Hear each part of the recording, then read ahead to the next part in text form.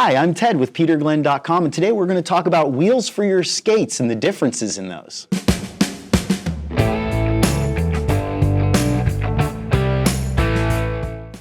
So you've been skating a whole bunch and you realize that your wheels are starting to get a little bit worn out. Maybe you didn't bother to rotate them like you should have. By the way, that's as soon as they look a little bit lopsided, you flip them over. But you know, they get slower as they get more and more worn down and the ride gets rougher, and eventually it's time for new wheels. So how do you pick new wheels for your skates? Well, you could play it safe and get the same size wheels that they came with. You know, if it came with an 84 or a 90, you buy those again. Usually the skate's frame, the part where the wheels attach, will have a number on it that says what the maximum wheel size is, and you can upgrade the wheel sizes on many skates.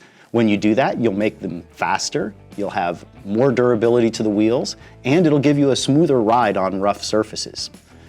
The numbers that identify wheels are printed on almost all wheels. One of the numbers is called the diameter, and that's the size of the wheel, the distance across it.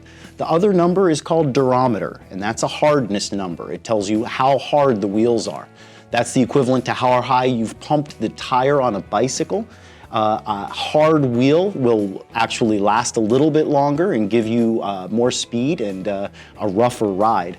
You get to a certain point and they'll actually chip and chunk and fall apart. Most inline skate wheels are 84, 85 durometer.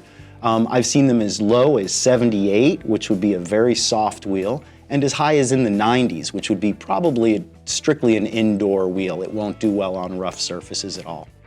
So before ordering your wheels, you want to decide whether or not you're gonna need bearings. Some wheels come with the bearings, some wheels are sold just the wheels without the bearings. So give your wheels a good spin and see if they're noisy. If they're really quiet, you probably could move those bearings over. If they're noisy, they make a bunch of grinding noise, yeah, don't try moving those bearings over. You really are trying to make these skates better, so get them complete. Also, if you're concerned about pulling the bearings out and moving them over, you might want to just get a complete set so it's basically plug and play. One thing you will want to be careful about is the shape of your axles. The part that holds those wheels on. Is it fat or is it skinny? Okay? So what we're looking at as we look through that wheel, if it's a skinny one, there's going to be a little ring there that axle goes into. All right?